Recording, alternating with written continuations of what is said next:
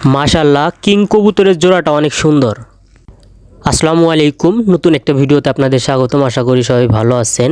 তো সকাল সকাল কবুতরকে খাবার দিয়ে চলে যাব হচ্ছে ভ্রুঙ্গামারি হাটে। আজকে সাপ্তাহিক হাট আমাদের এখানে। একটা কবুতর নিয়ে মূলত একটা কবুতর সেল দেওয়ার জন্য, তো এই জন্য সকাল সকাল কবুতরকে খাবার দিয়ে চলে যাব। সেই সাথে আলহামদুলিল্লাহ এই শীতেও আমার প্রত্যেকটা কবুতর সুস্থ সবল আছে আলহামদুলিল্লাহ।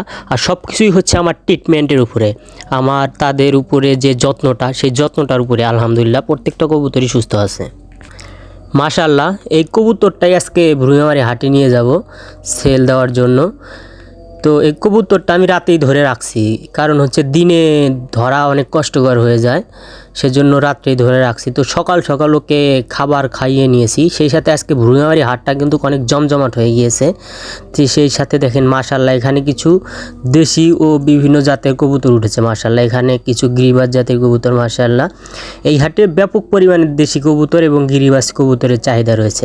সেই সাথে মাশাআল্লাহ এই পাশে এক জোড়া কিং কবুতর উঠেছে মাশাআল্লাহ। কিং কবুতর, কবুতরের রাজা মাশাআল্লাহ। মাশাআল্লাহ কিছু কালারিং কোয়েল পাখি উঠেছে এবং দেশি কবুতর উঠেছে অনেক।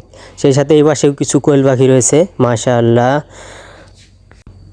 কবুতর হাটের পাশেই রয়েছে হাঁস মুরগির হাট। এখানে বিভিন্ন ধরনের হাঁস মুরগি উঠেছে মাশাআল্লাহ। কিছু চীনা হাঁস উঠেছে মাশাআল্লাহ, অনেক সুন্দর কালার, এবং বিভিন্ন ধরনের দেশি বিদেশি হাঁস উঠেছে বিভিন্ন ধরনের।